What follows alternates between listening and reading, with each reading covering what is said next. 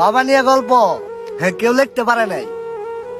বাবা কি জানো, বাবা একটু চোখ গরম করলে তুমি পুরা মেজাজ গরম করেন যাব না। এই সকালবেলা উঠে বাবা কাজে গেছে, কেউ খোলায় কাজ করে, কেউ রিক্সা চালায়, তারা হলো বাবা। যেভাবে হোক পরিশ্রম করে তোমার পোলারে খাওয়াইছে, আর ওইভাবে একটু চোখ গরম করবো আর বাপের লগে তুমি যে পাঙ্গা লইবে, না না তা হইব না।